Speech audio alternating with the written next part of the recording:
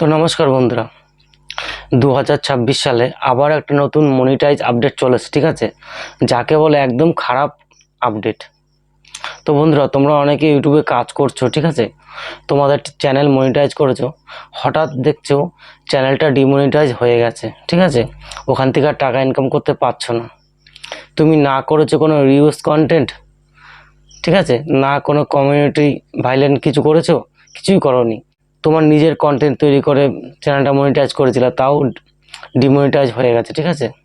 এই যে এখানটায় দেখো, এখানটায় দিয়েছে suspend out to other related channel, ঠিক আছে।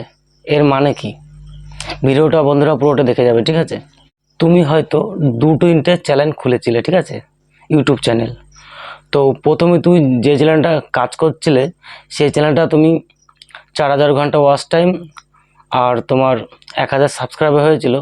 তো তুমি চ্যানেলটা মনিটাইজের জন্য পাঠিয়েছিলে, ঠিক আছে, কিন্তু সেটা ডিমনিটাইজ হয়ে গেছে, যে কোনো কারণে হতে পারে। তো তুমি সেই চ্যানেলটাকে কাজ করা বন্ধ করে দিয়েছো, ঠিক আছে। তখন তুমি কি মনে করলে যে আমি একটা অন্য চ্যানেল খুলি, অন্য চ্যানেল খুলে সেটাও তুমি ভালো করে কাজ করলো, কিন্তু প্রথম চ্যানেলটা যদি তুমি ডিমনিটাইজ হয়ে গেল, সেটা তুমি আর কাজ করছো না, সেটা ওরকমই ফেলে রেখে দিয়েছো, ঠিক আছে। তো দ্বিতীয় চ্যানেলটা তুমি কাজ করছো, কাজ করে মনিটাইজ করলে 2-1 মাস টাকা পেলে, কিন্তু তারপর তোমার চ্যানেলটা ডিমনিটাইজ হয়ে গেল। কেন হলো? কারণ তোমার যে প্রথম চ্যানেলটা ডিমনিটাইজ হয়ে গেছিলো, ওই কারণেই এই চ্যানেলগুলো তুমি যত ভালো করে ভিডিও করো আর নিজের কন্টেন্ট করো, তোমার এই চ্যানেলগুলো ডিমনিটাইজ হয়ে যাবে। বুঝতে পারলো বন্ধুরা? তুমি যদি এরকম 5-6টা চ্যানেল তোমার ডিমনিটাইজ হয়, তারপর যদি মনে করো যে আমি আবার নতুন করে করব, ইউটিউবের কাছে কিন্তু সব খবর আছে, যেভাবে হোক তোমার আইপি অ্যাড্রেস ধরে তোমার কিন্তু এই চ্যানেলের খোঁজ পাবেই।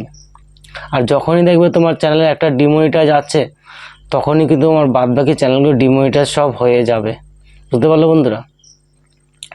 তো এখানে আমাদের কি করণীয়, যারা নতুন কাজ করছো, ঠিক আছে, ওরকম রিউজ কন্টেন্ট কিংবা কপিরাইট কিছু এসে, তারা ওই চ্যানেলটা পুরো ডিলিট করে দাও, যেটা এখনো কাজ করছো না, ঠিক আছে, সেটা চ্যানেলটা পুরোটা ডিলিট করে দাও।